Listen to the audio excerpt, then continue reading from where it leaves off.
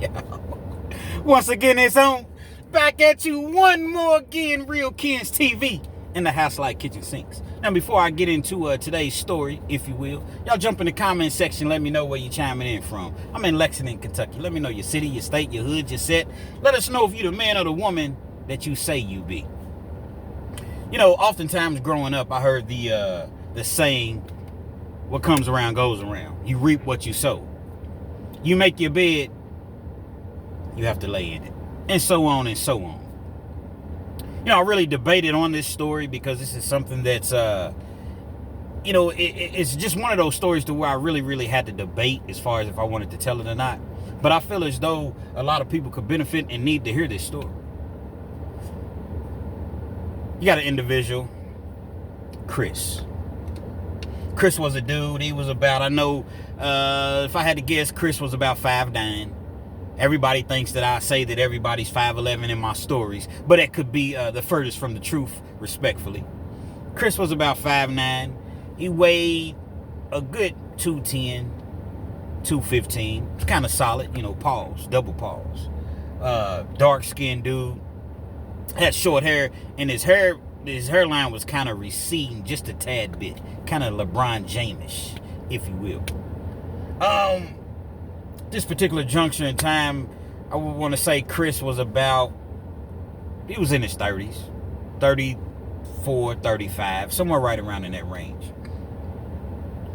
Chris was a dude, man. He worked at the jail. He's a correctional officer at the jail. At that point, he had been there about 8 or 9 years.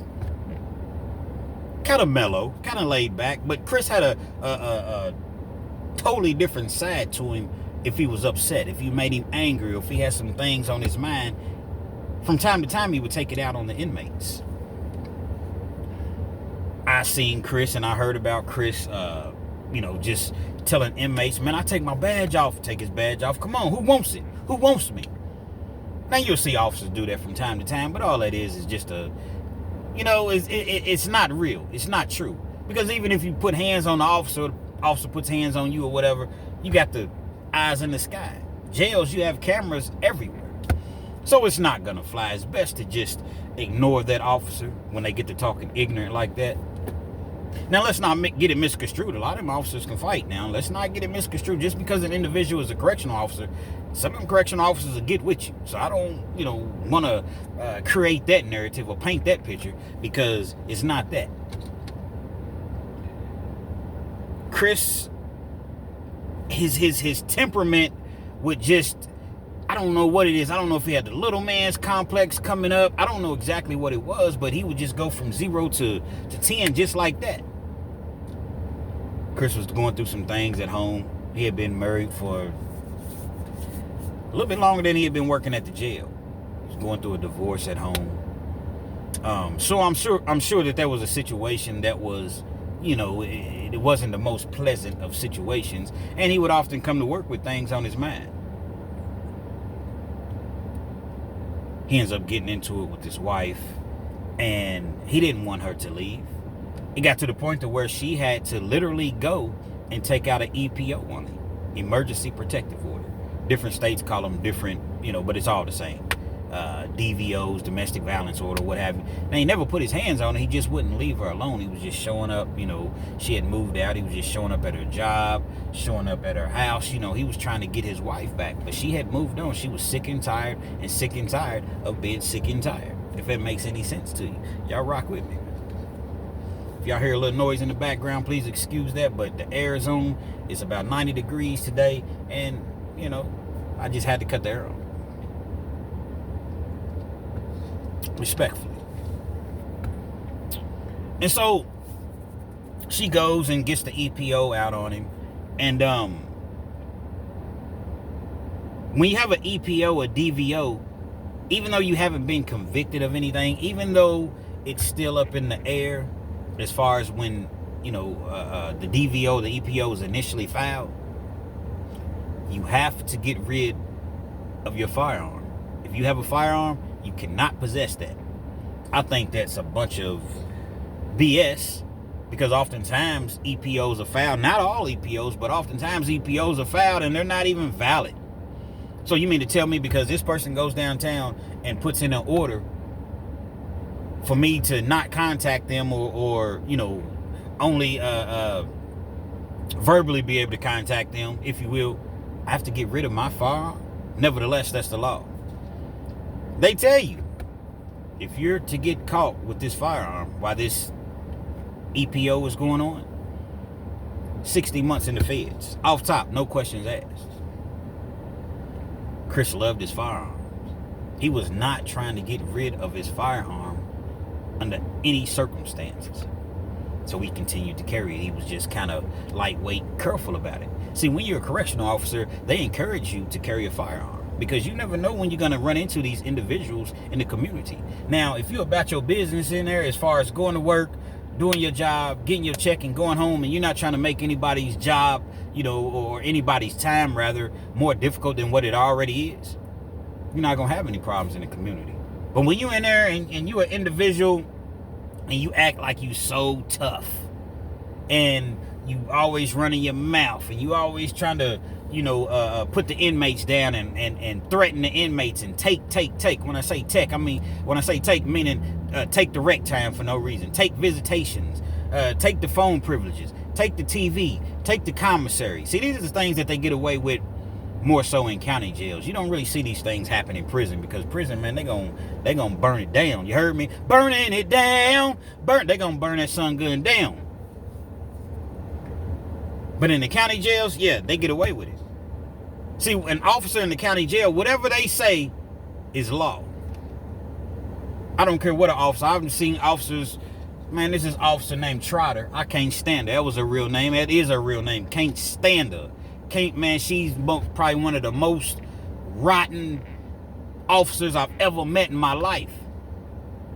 And a dude was up in the cell one day now in our county jail. Everything is glass. So she sees him arguing with an individual. Didn't even have anything to do with her. She comes on the loudspeaker and she was like, "You need to sit down." So he continues to argue, you know, argue with whoever he's arguing with. Trotter proceeds to say, "You hear what the F I said?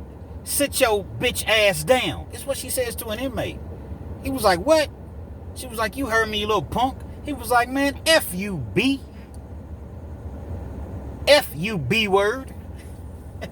Trying to watch my cussing on there. I think that's why my videos haven't really been getting the views. YouTube's not pushing my videos, so I got to really watch my language. She calls the captain. She calls the lieutenant, whoever she calls. They come up there. The inmate's he's pleading his case. He's saying, "No, I did say this to her, but she said this to me first." It doesn't matter. It doesn't matter what an officer does to you. This is their laws, their rules, their house rules. It doesn't matter if she puts her hands on you. It don't matter if she talks about your mother, your kids. They're going to ride with what their officers say. You have to use chain of command, protocol, if you will. And so, that's just some of the things that take place in a jail as far as, you know, how some officers conduct themselves. Those officers have trouble out in the community when people see them. You got to go to Walmart. You got to go to the gas station. You got to go to the grocery store. You got to just be in everyday traffic, just out in the community. You run across that individual that you have problems with, it could be problems. So again, they encourage you to carry your weapon. Chris wasn't hearing that whatsoever. He's at work one night, and they have mandatory overtime rules, and you know this when you start. It was during a big snowstorm outside. And he had already been at work for his, 8-9 hour shift. And individuals were calling in to work. They couldn't make it into work. So guess what? They were shorthanded. They needed him to work a double. He had already told him, "Hey, listen, man, my kid's at home. Man, I got 2 kids at home that I'm responsible for or whatever. Me and my wife were going through a divorce at the time. It's my weekend or my week or what have you with the kids. I can't work a double tonight. I have to get home to my kids. I mean, we could potentially get snowed in. I need to, make sure that they're good." Jail don't care nothing about that. A job don't care nothing about that. We need you to work this double. We don't care anything about your kids. We don't care anything about this snowstorm. We don't care anything about your kids not being safe. You knew the stipulations and the rules prior to working here. prior to signing on to work here. Man, listen, man, I don't know. Y'all do what y'all got to do. I'm going home to my kids. Fine. And being insubordinate, that's the way that the jail looked at it. I think it's some BS, but that's the way that the jail looked at it. He lost his job. He fought him. He attempted to sue him, but he really didn't have. He signed a contract. He violated the stipulations, if you will, of the contract. So now he's really going through some things. He's unemployed. He's really wanting his wife back, but he has an EPO filed on him, so he can't go around them. Can't go around her, rather. He was still able to see the kids, but it was like through a third party. He had to pick the kids up from like the grandmother, and it was just his life and his mind was just in turmoil. He's out one night, and he gets pulled over. He has a headlight out, and he doesn't even know that the headlight is out. Actually, it was a tail light. Police pulls him over. They smell weed in the car. Being that they smell weed in the car, that automatically gives them probable cause to search the vehicle. They search the vehicle. What do they find? A loaded handgun. Chris is not a felon, but the problem is he has an EPO that's pending, emergency protective order, that he's already been told. He's trying to talk to the officer. Listen, officer, you know, I'm a correctional officer, even though he'd been fired, but I'm a correctional officer at the jail. He still had his badge for whatever reason, because I thought you had to turn that stuff in. You know, whenever you see movies and guys or you know, the officers get suspended, first thing they ask for is they gun and they badge. Now, in this particular case, they couldn't take his gun, but give me your gun, give me your badge. So I would assume that they would have taken his badge, but he still had his badge for some reason. He was a super cop, so he probably done went and had an extra badge. Whatever the case may be, he had an extra badge. Police officer didn't care anything about that. Takes him to jail, and he's in hot water. He's really in hot water. He's been fully warned. The feds is going to give you 60 months. Off top, no questions asked. Well, I'm a former correctional officer, and, you know, he's trying to get this through, you know, to his attorney, public defender. I was going to say public pretender. That's what most people refer to them as. But you got some public defenders that are really, really good at go in there and fight for you, because their goal ultimately is to have a private practice. So his public defender, he's trying to express this to the public defender. Well, they're afraid that the feds is gonna take this case. 60 months, 85%. This man had never been in jail before. He had done, you know, a little time here and there in jail, but he had never been in jail. His bond was like 10 grand cash. Kentucky, that's what it is. If your bond's 10 grand, it's 10 grand unless the judge comes in and lowers it. There is no automatic 10% like other states. There's no bail bondsman. There's none of that. So if your bond is 10 G's, unless the judge comes in and feels compelled to say, okay, we're going to lower your bond to, you know, $1,000 or release you on your own recognizance, which you sign yourself out, or whatever the case may be, it has to be done by the judge. He's sitting in jail with a $10,000 bond. His car's in the impound. He don't really have a whole lot of, you know, family support. Really, he doesn't have any family support. Doesn't have any siblings. And so, being that he was going through a divorce with his wife, his kids were younger at the time, he was just in jail, man, with pretty much nothing. You know, when you get your car towed, they're going to charge you like $100 a day, $200 a day, or however much they charge you, as long as it's in the impound. And it gets to the point to where you are unable to, you know, afford to go and get your car. So he's dealing with that. And he's in jail. The same jail that he walked those halls in 8, 9 years, 10 years, however long he worked there. He's thinking, man, how can I get some money, man? The judge is not going to let me out. He remembers he has a 401k plan. So he starts the process of trying to have the money deducted or taken out from his 401k. But the problem is he don't really have a whole lot of people on the outside that's going to be able to help him with that. So the process was a lengthy process. He can't go to general population. He can. They gave him an option. General population, for you all that don't know, that's never been in jail, it's just you goons, gorillas, birds, lions, tigers, and you in there with everybody else. Survival of the fittest, you know. And so he doesn't want to go to general population. Nah, he ain't tough no more. See, he was tough when he had that badge on. When he had that badge on, and they got this little radio that they keep right here on their shoulder. It's like a little contraption that they have, and you can slide the radio in. They get to talking all of that stuff. But as soon as the inmate's like, okay, well, let's get it then. Let's see how tough you are. You talking all that stuff. You saying you this, you that. Let's see if you the man that you say you be.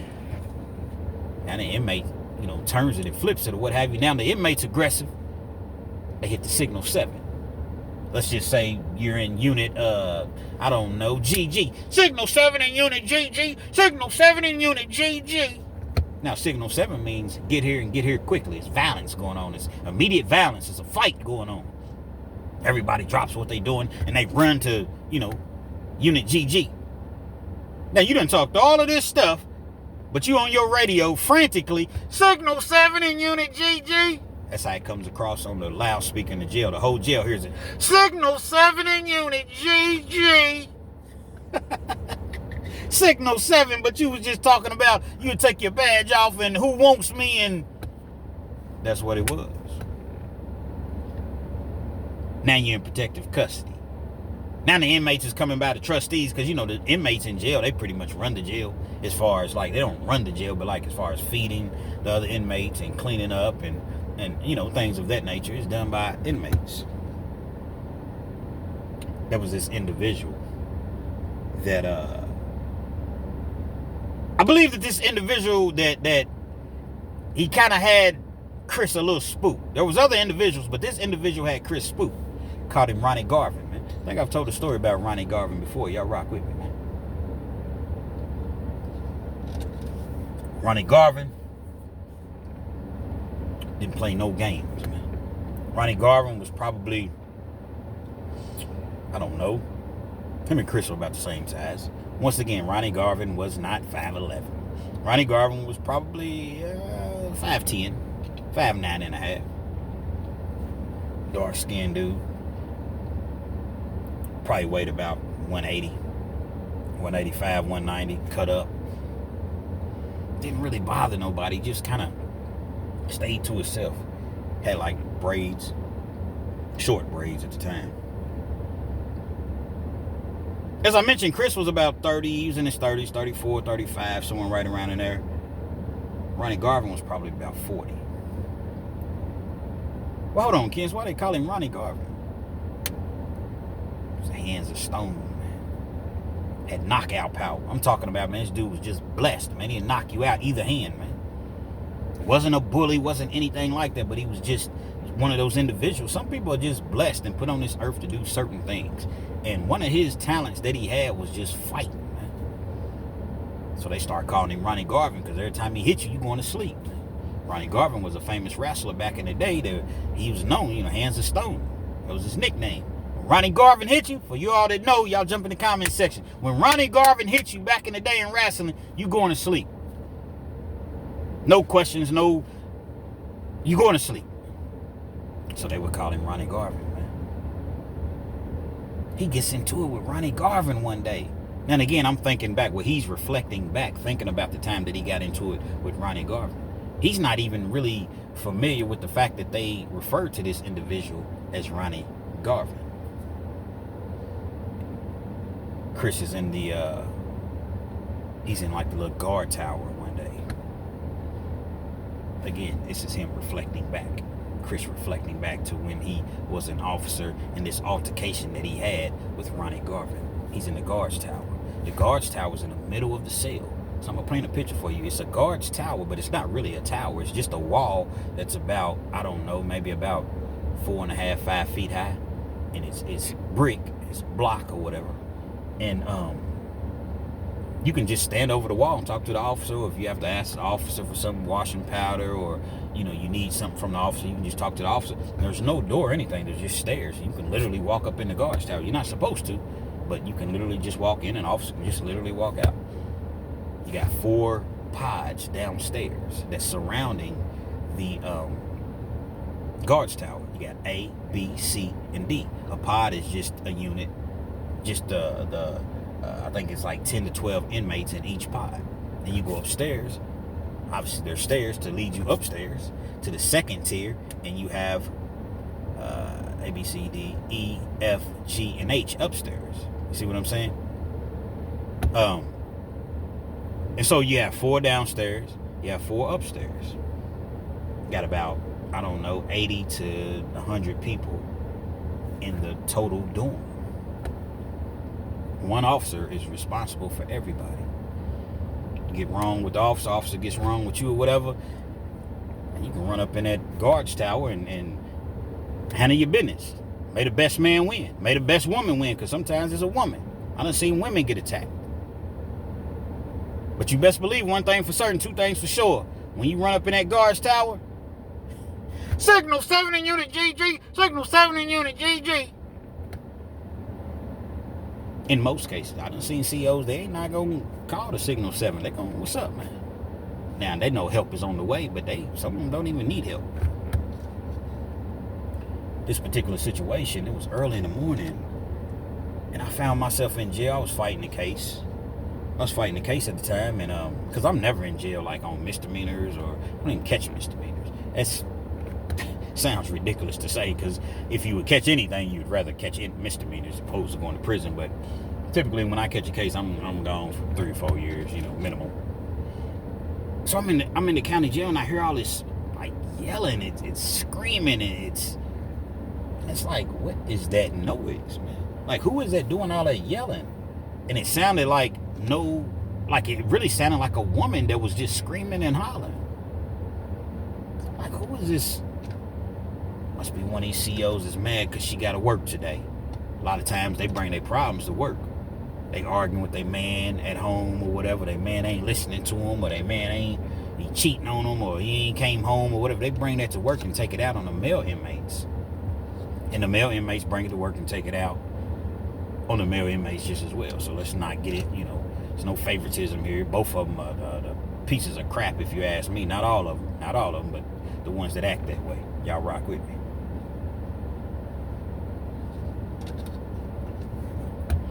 And so I hear all of this yelling, and it's continuous. It's not just one of those things to where you just hear it for a minute and it's just on and on and on. So finally, Ronnie Garvin gets up, because we all in the same pod together. Ronnie Garvin gets up, and he was like, "Hey, man, shut the F up. We up here trying to sleep, and you down there doing all that hollering like some like some bitch." That's what he said. Don't get mad at me. Don't shoot the messenger. That's what he said. So then the 2 of them start to go back and forth. Again, we upstairs on the second tier or whatever. There's a rail. So he's like kind of, he has his hands on the rail, and he's talking to, Chris, Officer Chris or whatever. And they going back and forth. I'm still not understanding. I'm still not aware that it's Officer Chris. Now, the significance or the connection, if you will, is that I know Officer Chris from the streets. He's cool with like 3 of our mutual friends that we have. See, it's a group of us, and we all been cool for like 30 years, 35 years, some longer. And so, we all kind of kick it or whatever. Well, Officer Chris was a friend of, like I said, a few of my mutual friends. They all play poker and play golf and all of those things, but I was locked up, so I never really met him like that. I never got close to him like that, but I was aware of him. I would play poker with him. I've been around him, but I wouldn't necessarily call him my friend. We was just, we were cordial. We was cool. So I end up getting up, and I see that it's Officer Chris doing all that screaming and hollering. It's the first time I ever seen him act like that. Like, what is dude going through? Because he typically didn't work the unit that I was in. What is dude going through, man? Officer Chris tells him, "Okay, well, I tell you what, you think you so tough, you think you got hands, I got hands too." Officer Chris was known for challenging inmates who wanted to fight, and he'd fight in the streets or whatever, but he kept that thing on him. It's evident, because later on he would get caught with that thing. And so he's telling Ronnie Garvin, "What's up?" Ronnie Garvin was like, "What's up then? Come and get it. Come and get it." Officer Chris runs up the stairs. He runs up the stairs, takes his badge off, takes his radio off. I guess he was about that action or whatever. He didn't have to call Signal 7. Signal 7, Unit GG. No. They seen what was going on the cameras and they run in. Shift command, that's what they call it. They call Signal 7. Officer Chris didn't call Signal 7. Signal 7, Unit GG. Signal 7, Unit GG. They get there faster than a speeding bullet. They all come in like, it's a real... Now, I don't want to really make fun of that because I've seen some real emergencies to where Signal 7 probably saved somebody. So I don't want to poke fun at that. But you have this situation in which it never goes away. They call Signal 7. They ended up taking Ronnie Garvin to the hole, threatening an officer or whatever. He ended up having to do like 30 days in the hole. And he never forgot this. He never forgot these things. Now, for some of y'all that's never watched my videos before, you don't recognize that I'm 30 minutes or better. Kens, why your videos so long? Because I do this for the people. I do it for the truck drivers. Shout out to all the truck drivers. Shout out to Steve. Shout out to everybody dropping them big loads. Pause, double pause, triple pause. I do this for the healthcare workers, the people that's working 16-hour shifts, 12-hour shifts, 8-hour shifts, whatever. Anything, the people that's on dialysis, the people that's just need something to help them get their time and pass their time. This is who I do it for. I do it for the people. So that's why my videos are longer than 30 minutes. If you like your 12 to 15, 8-minute videos, what have you, salute to you. But at Real Kens TV, it's 30 minutes or better. And guess what? There is a message. And so, Officer Chris, he's reflecting back, thinking about these things. And that's what made him decide to, you know what, I don't know if he's still in here. I don't know. Let me go on and go to PC. So he goes to PC. He's sitting in PC for months. You catch a felony case, man, it takes months. It's not resolved in 2 or 3 months. Now they have something that's called a rocket docket, to where you can just say, hey, listen, I bypass everything. Let me plead. If I plead guilty today, are you willing to give me a decent deal? Rocket docket sometimes, but sometimes your case don't apply. Prosecutors ain't accepting a rocket docket. This particular case, woman prosecutor, woman that's filed an EPO, women stick together. They're not accepting expedient. It's called a rocket docket, and then it's expedient something. I don't know. They're not accepting it. I can't remember the name. I've been out of the system for a long time. Rock with me.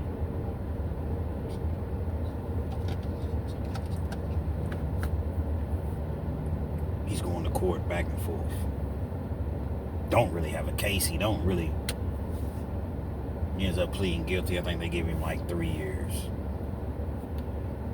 3 or 4 years in the state. It was something like that. No probation, anything. Guess what? He gets sent to the pen. They send him to the pen.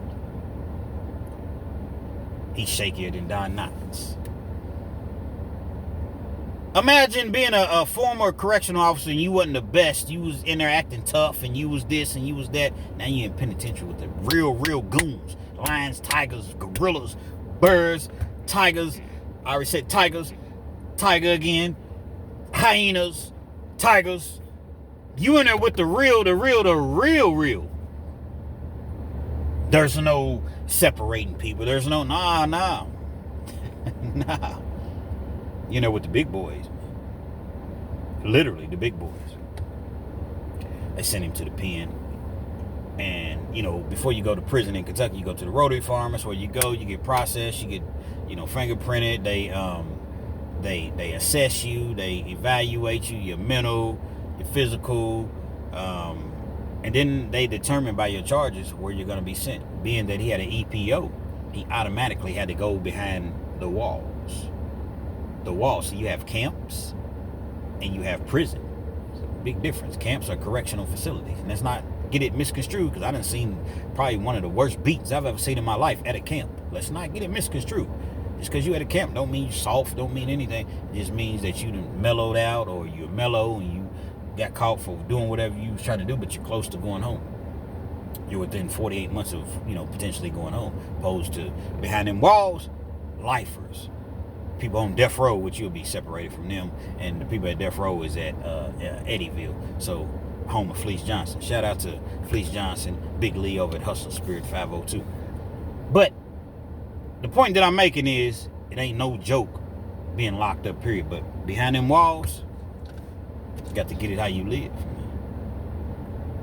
After he leaves the Rotary Farm, being there for a couple months, they send him to, penitentiary, real life penitentiary. When he gets to the pen, he requests to go to PC, being that he was a former, that's what he was, being that he was a former correctional officer, that's what he was pretty much, you know what I mean? Shout out to all my peoples in New York. Sometimes, man, when you're talking and you can't really think of the words that you want to say, you know what I mean? So really what I was trying to say was, being that he was riding that coattail of being a former correctional officer. So being that, he worked in the county jail for 8, 9, 10 years or whatever, and I don't know what enemies I created. I'm not afraid, but for the betterment, I'm trying to get home to my children, I'm going to just go to protective custody. But sometimes that's not just, you're not thinking about that off the top of your head. So you're like, yeah, man, I was a former correctional officer, and I probably, instead of just saying, I probably, have some enemies, I probably, you know what I mean? Know what I mean? Shout out to the East Coast, know what I mean? The Bronx, Brooklyn. And so he's in protective custody, but protective custody is like being in the hole, man. Essentially it is. Only difference is you do get your commissary, you do get visits, you do get you can mail and you can have your own TV and radio and things of that nature. But if you don't have no money, you just in a cell by yourself, you can't buy no TV, you can't buy no radio, you get out 2 hours a day, like that's torture. He did that for a while, and he said, man, I got to come up out of here. He signed the little documents, stipulations. I'll come out of PC, I'm cool. So now he's on the yard.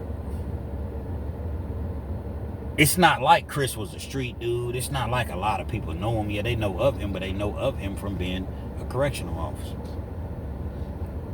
He's on the yard. At that point, I'm on the yard. He sees me. Oh, my God. Because once he comes out of, PC, I had been on the yard maybe about a month. He sees me, he's just ecstatic. He's happy, because that's the thing about prison. When you see somebody, a familiar face, somebody that you cool with or lightweight cool with, like that really, really like just brightens your day. So he's trying to hang and kick it with me or whatever. But my thing was this, man. I ain't really know him that well in the first place. I knew him, I'd been around him, been out with him a couple times, but I was always apprehensive because I knew that the way that you acted in the county jail. I knew that at any given time, one of these people that you done talk crazy to or whatever could run up on you, and guess what? I don't got nothing to do with that. So I would always somewhat keep my distance from him to a certain extent. He was a cool dude. But I remember how you acted when you was in the county jail. One of these dudes run up on you. What if they run up on? If I'm with you, guess what? I'm with you. So I'm gonna get the business just as well. So I would always kind of just straight, man, you need anything? I slide him something or whatever. Because he didn't really have much. Now, at that, eventually he got his money, his 401k and all that. So he was able to, get his TV and things like that and somewhat take care of himself in prison. But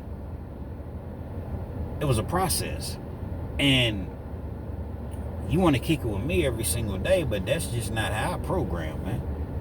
I had a couple people I walked the loop with, walked the track with, drank our triples coffee, sugar, and cream. It don't matter if it's 85 degrees. We got our coffee mugs, we walk on the track, we kicking the Willy Bobo, which the Willy Bobo Urban Dictionary, we just ain't talking about really nothing, just kicking it, talking or whatever.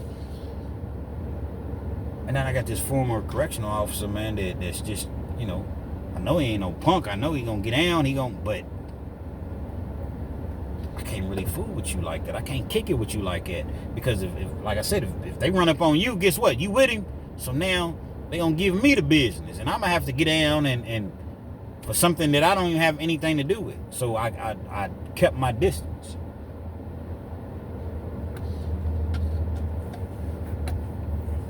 months, maybe 4 or 5 months later, every week, the Grey Goose pulls up. The Grey Goose is a prison bus in Kentucky. That's what we refer to the prison bus as. Different states have different names, but we call it the Grey Goose. Grey Goose pulls up on a Thursday. Everybody's looking to see, if they homie, somebody from their hood, somebody from their set, somebody that they know, whatever's getting off the Grey Goose or whatever. And you got the dudes, the bandits, the booty bandits. They looking for the zesty ones because they trying to, find them a boyfriend in prison, man. Yeah. Goes down, man. Grey Goose pulls up. Lo and behold, who gets off the MF Grey Goose? Ronnie mother effing Garvin. Yes, he did. Yes, he did. Yes, he did. Ronnie Garvin.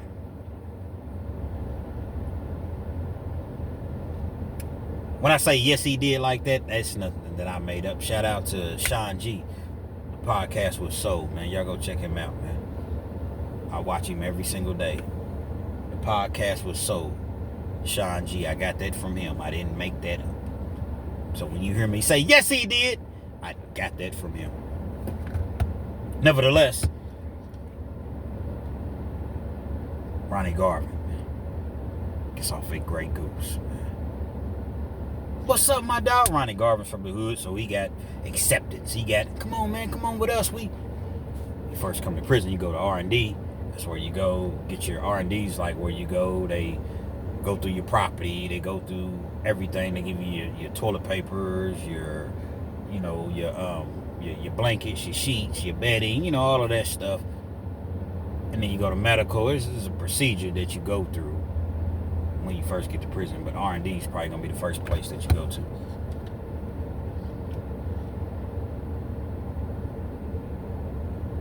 Talk of the yard.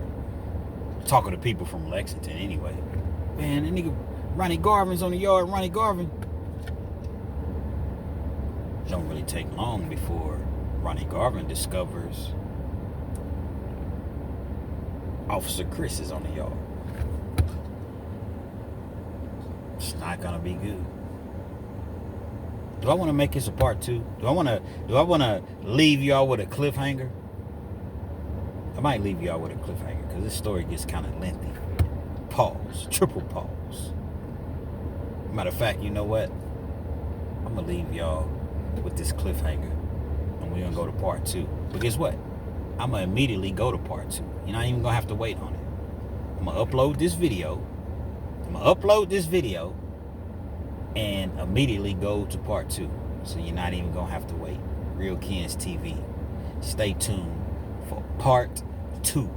Ronnie Garvin, MF mother effing Ronnie Garvin is on the yard with Chris, Officer Chris, that he talked so crazy and disrespected while they were in the county jail. Real Kens TV. Stay tuned. Part 2 is coming right now.